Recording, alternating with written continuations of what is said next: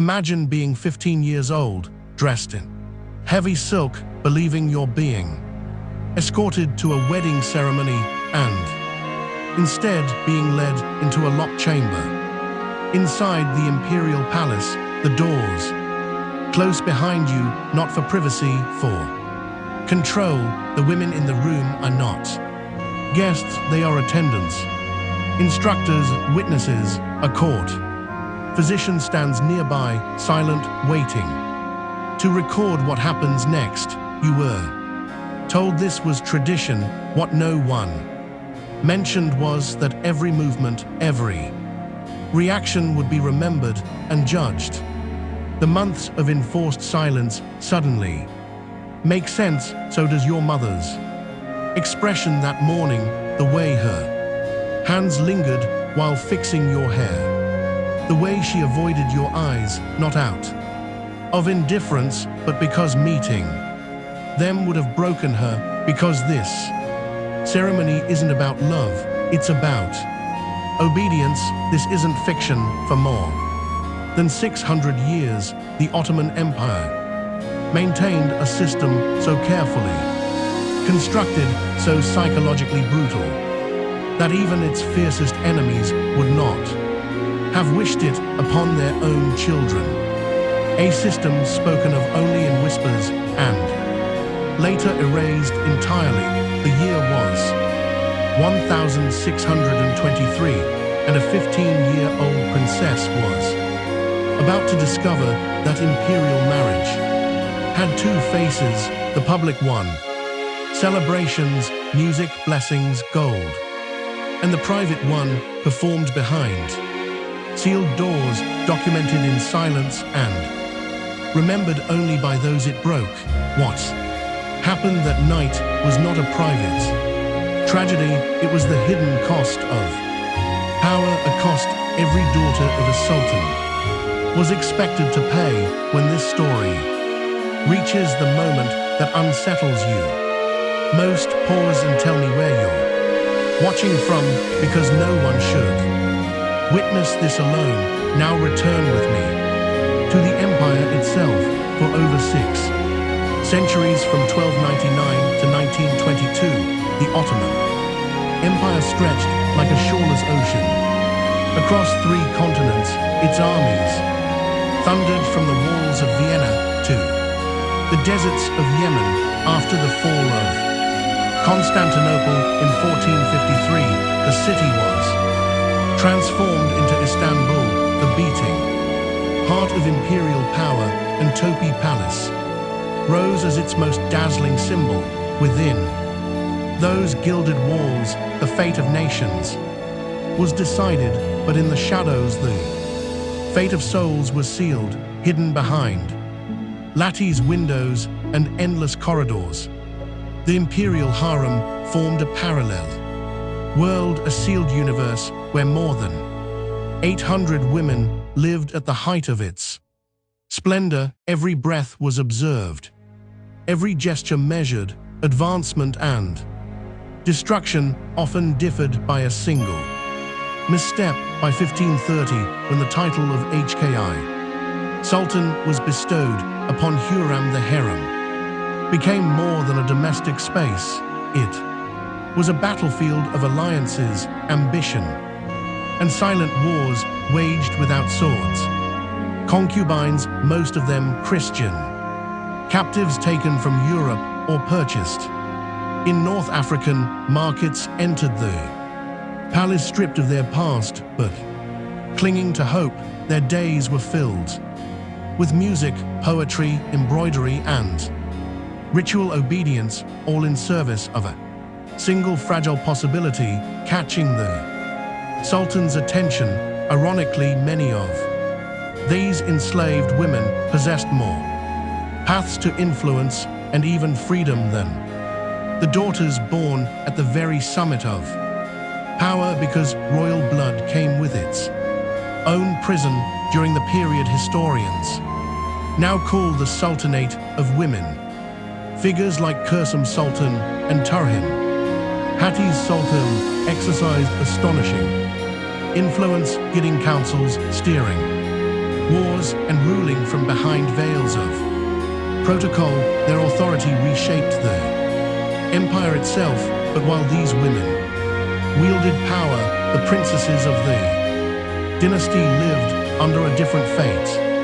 Entirely, they were not rulers, they were guarantees, human clauses in diplomatic agreements, living seals on alliances, pawns placed to secure loyalty, suppress rebellion, or reward obedience among powerful men. And it was into this system that Princess Fatma Sultan was born in 6006. She was the daughter of Sultan Ahmed the Kurzem, a woman capable of ruling an empire from the shadows. Fatma grew up surrounded by gardens, scholars, and manuscripts in Arabic and Persian. Chroniclers praised her intelligence. Tutors marveled at her discipline. She studied astronomy, calligraphy, history, and law. By all accounts, she was exceptional. She spoke 4 languages fluently. She debated learned men with confidence. She gazed at the night sky with a curiosity that terrified her tutors, because curiosity was dangerous for a princess, and none of it mattered, because from the moment she was born, her life was never her own. Her destiny had already been written. She would be given in marriage, not for love, not for choice, not for happiness, but as a mechanism of power. From the moment of her birth, Fatma Sultan's future had already been written on invisible parchments. She would be married not when she was ready, not if she wished it, but when the empire required it. Her body would serve diplomacy, her obedience would seal alliances, and so the decision was made. The man chosen was Kara Mustafa Pasha, a commander hardened by years of war against Persia, nearly 20 years older than her. Union was not born of affection or even familiarity. It was forged through calculation.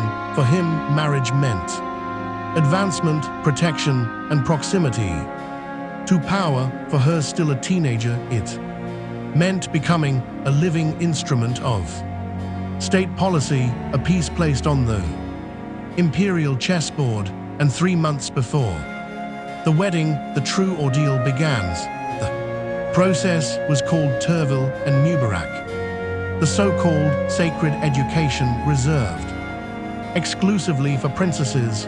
It had no equivalent anywhere else in the world. This was not instruction, it was conditioning, a system refined over centuries to strip royal daughters of pride and replace it with unquestioning obedience. The woman assigned to oversee it was Gulnar Hatun, 60 winters old, head of the harem and a veteran of more than a dozen such preparations. She had seen princesses break before. She knew exactly how long it took. Under her unyielding supervision, Fatma was led into the dais, the bride's chamber, room lined with Persian carpets and dark ebony panels. Nothing inside was decorative. Every object carried meaning. Every angle reminded the girls of her purpose. From dawn until noon, day after day, Fatma was forced to rehearse rituals of reverence. 18 distinct forms of bowing. Each posture served a function: how to greet, how to serve, how to kneel, how to lie down, how to wait in silence for her husband's arrival. Even walking was no longer instinctive. She was drilled in the Urush, and the seat steps measured to the finger's width, head lowered at precisely 30 degrees, hands never rising above the heart. Every movement erased the memory of who she had been. Every correction pushed her closer to the figure she was expected to become. But was only the beginning. Speech became the most merciless discipline of all. Fatma's vocabulary was reduced to just 43 approved words, expressions of gratitude, apology, submission, acceptance, nothing else. Any attempt to speak freely, any deviation of tone, any question asked out of turn was punished. Fasting, isolation in damp rooms of reflection, public humiliation before the court. Her obedience was not assumed, it was tested at regular intervals. Fatma was brought before a tribunal of women in eunuchs, presided over by her own mother, Kurzum. There her compliance was evaluated as if it were currency, measured, weighed and judged. And still, this was not the worst part. Hidden beneath the palace, in underground chambers few ever entered, preparations for the first night began. They were called talim and jerk. Exact replicas of bridal chambers had been constructed below ground. Inside them stood wax mannequins, anatomical figures commissioned from Venetian artisans, crafted with unsettling precision. Before stern instructors, Fatma was forced to rehearse gestures and acts no girl her age should have been made to understand. Every reaction was recorded. Encoded logs, fear, tears, resistance. Each sign of distress condemned her to more sessions, more repetition, more conditioning. Slowly, methodically, the girl who once gazed at the stars was reduced to a compliant body. Her curiosity dismantled, her spirit disciplined into silence. She was no longer a daughter of emperors, she was an apprentice to her fate, and the training did not stop there. Beyond posture, movement, and silence came endurance. Any sign of resistance, lifted chin, a misplaced sigh, a defined glance brought punishment. Prolonged fasting until weakness set in. Repetitive exercises designed to exhaust the body. Confinement in cold, airless cells. Often these humiliations were carried out in front of the entire female court, not in private, not discreetly, publicly, as if she were a disobedient servant rather than a princess of royal blood. Alongside physical control came mental purification. Fatma was forced to memorize verses drawn from Ottoman and Persian treatises on marital obedience, passages from Nasihat, al-Muluk and Akhlaqasini filled her days, texts that praised submission, sacrifice and erasure of self as sacred virtues. She recited them aloud before concubines and eunuchs who acted as judges. The girl who once spoke of astronomy and poetry now repeated words designed to extinguish her will. Prayer too became a weapon.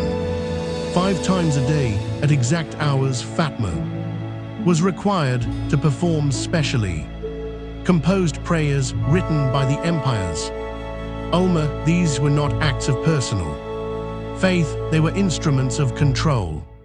Prayers meant to dissolve individuality and redirect devotion entirely toward her future husband. Even her body learned submission through worship, and still the humiliations continued twice each week before the entire female court. Fatma was required to serve her own father's favored concubines. She washed them, combed their hair, fed them by hand, dressed them for their nights. With the Sultan, this ritual was deliberate. It was meant to crush the final remnants of pride, to teach the princess that even those who shared her father's bed stood above her. Witnesses later noted that Fatma often broke down in sobs while fastening garments on. Those women, her hands shaking as the court looked on in silence. 1 week before the wedding, the regimen intensified. Fatma was moved to the Jalan Kuru, the bride's pavilion, an isolated structure sealed from outside. Sound there, every detail of her existence was controlled. Her meals were regulated: pomegranates, honey, almonds, goat's milk, Yemen spices.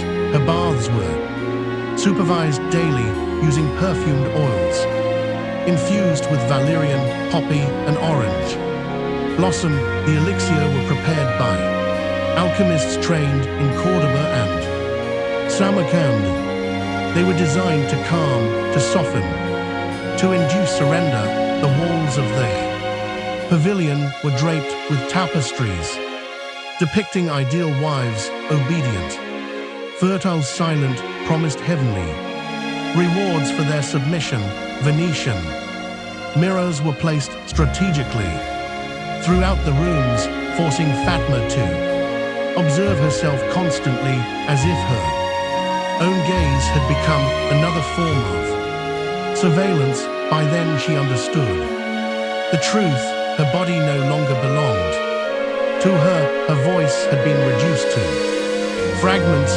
Even her thoughts were no longer safe, and the empire was not finished with her yet, because the day of the wedding was approaching, and what awaited her then would complete what this preparation had begun. This practice was known as Murakaba. In its original form, it was a Sufi mystical exercise, a method of inward reflection meant to discipline the mind. Inside the palace, it was transformed into something else entirely, a psychological weapon, a system designed to force the princess to surveil herself, not only her actions but her thoughts. Even her inner world was no longer safe. In that isolation, Fatma began to understand the full extent of what had been done to her. She was no longer the mistress of her own life. Her body had been trained into obedience, her voice reduced to fragments, her thoughts reshaped into reflexes of submission. The preparation had achieved its purpose. The curious, intelligent young girl who once dreamed of the heavens had been methodically erased. And then the day arrived, March 15, 1623. From the first light of dawn, Istanbul pulsed like an overflowing heart. The streets filled with incense and music. Processions wound through the city in Topkapi Palace. Banquets were laid on gold tableware, and guests moved through halls alive with celebration. There were dances from Persia and Andalusia, songs performed by the empire's finest musicians. Janissaries competed before the Sultan, displaying strength and discipline. To the people, it looked like a festival, worthy of heaven itself. For Fatma, it was a sentence being carried out. Chroniclers noted that while guests laughed and drank wine, the princess remained silent. Her lips were dry, her gaze unfocused. Palace physicians watched her closely, recording tremors, cold sweats despite the cool March air, an absence of appetite, and sudden episodes of breathlessness, signs we would now recognize as severe anxiety. Public splendor masked private terror, and when the final toast was raised and the civilian guests withdrew, the most dreaded moment began. Fatma was escorted from the palace halls toward the nuptial pavilion built deep within the private gardens according to ancestral plans dating back to the time of Mehmed II. The structure was octagonal, divided into 3 ascending Each level served a purpose. Purification, presentation, consummation. Nothing about this architecture was accidental. Every corridor, every threshold had been designed to strip the princess of agency and transform the ceremony into an act of total submission. The first level was known as Tajhakatu, the chamber of purification. There, Fatma was subjected to ritual baths that lasted for hours. Curara, marble reflected torch light across the water. Essences of Dharma's rose, shiz oil, sandalwood, and Somali ambergris clung to her skin.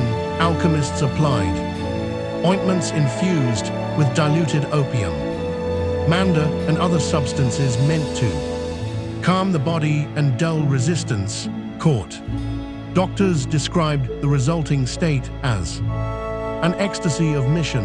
The second level was Teslim Khatu, the floor of surrender. Here, Fatma was dressed in her nuptial gown, white silk woven with gold thread, adorned with pearls from the Persian Gulf. To an outsider, it appeared regal. In truth, it was engineered for control. Hidden cords and internal fastenings restricted movement. The crown's weight limited her posture. Anklets and bracelets subtly constrained her steps. Thick-soled shoes made escape impossible. The garment was a prison disguised as splendor, while Fatma was being transformed into a symbol. Her future husband underwent very different preparations. Surrounded by advisors and seasoned war veterans, Mustafa Pasha received instruction not on marriage but on domination. He was taught methods of intimidation, calculated phrases meant to humiliate, and techniques to impose authority over an imperial princess. There would be no uncertainty in this union, no resistance allowed.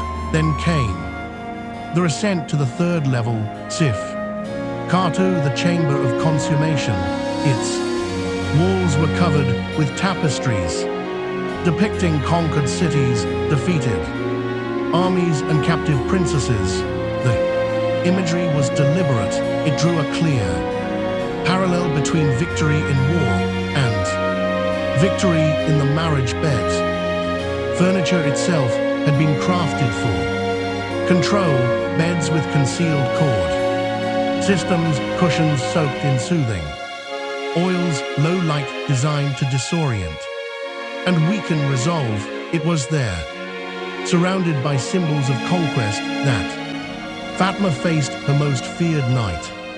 Barely supported by her own breath, she became the living seal of a political pact. Official chronicles would later describe the wedding as a triumph, but inside that room, a different reality was unfolding.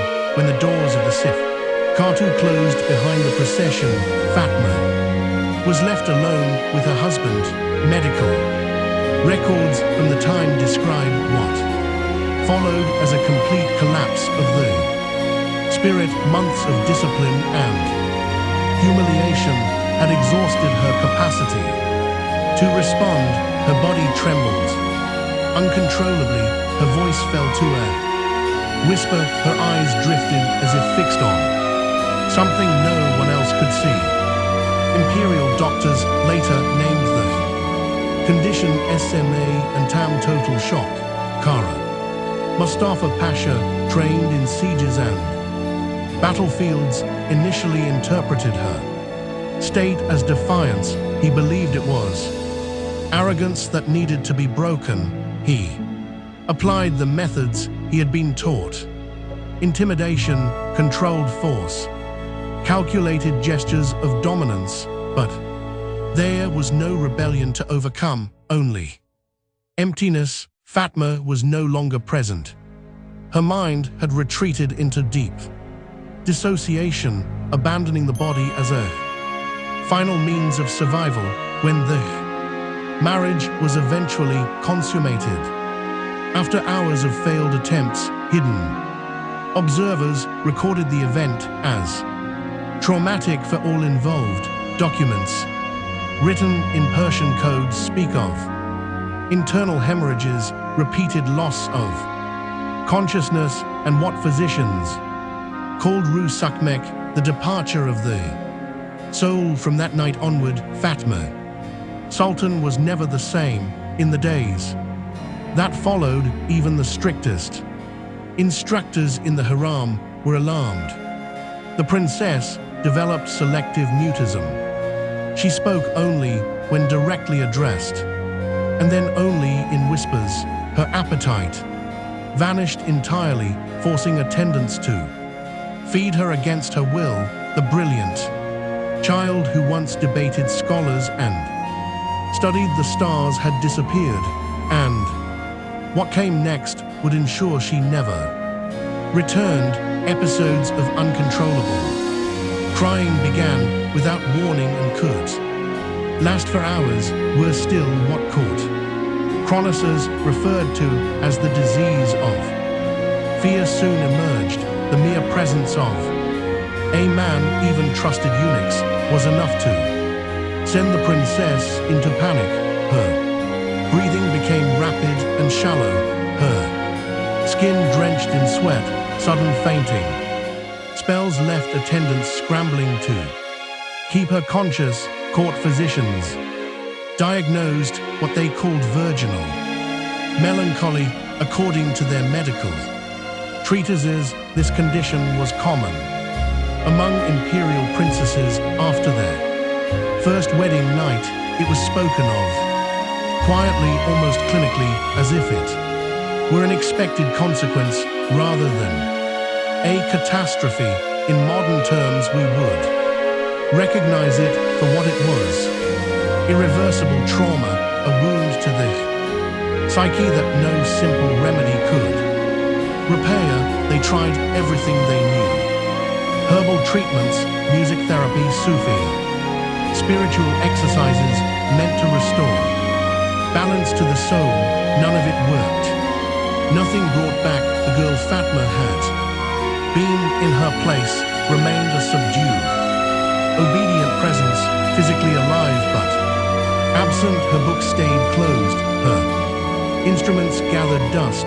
The gardens she once wandered with wonder were abandoned. The daughter of the most powerful sultan on earth had been reduced to a silent figure, a shadow of unrealized potential.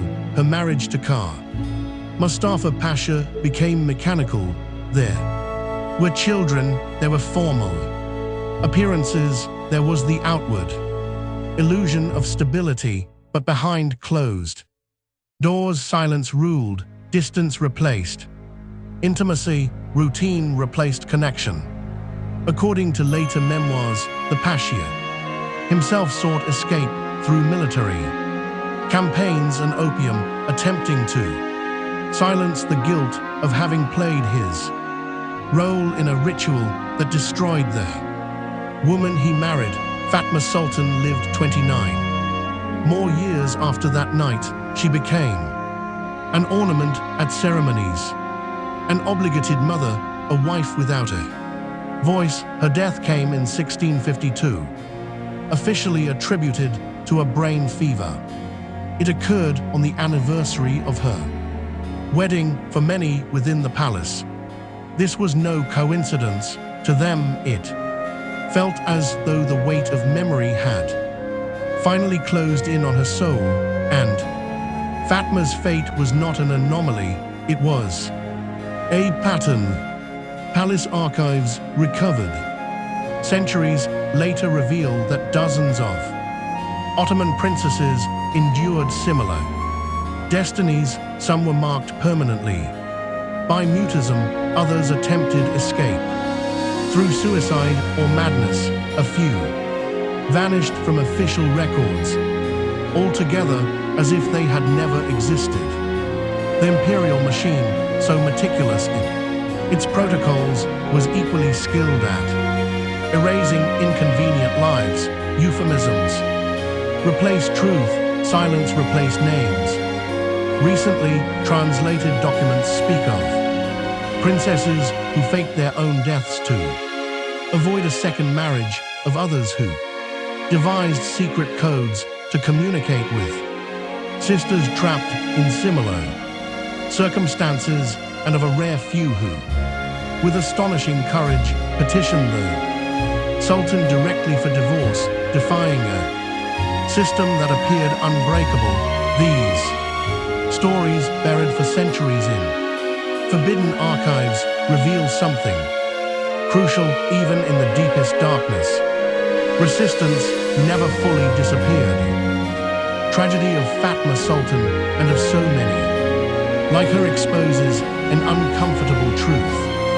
Absolute power does not always protect those closest to it. Sometimes it consumes them first, while the outside world imagined Ottoman princesses surrounded by luxury and privilege. The reality was an invisible chain, engineered with precision, enforced through ritual and justified in the name of empire. What we were taught as fairy tales were in truth political constructs that devoured the Sultan's own daughters, and that leaves us with a final question: how many other secrets remain hidden inside palace archives? Across the world, what dark rituals were concealed within European courts, Russian dynasties, or Chinese imperial households? What price did women truly pay to uphold the greatness of empires? If Fatma's story has stayed with you, join us for the next revelations. Subscribe, share this story with those who deserve to know what history tried to bury, and leave a comment naming the queen or princess whose fate you want uncovered next, because only by exposing these hidden truths can we finally hear the voices the power works so hard to silence.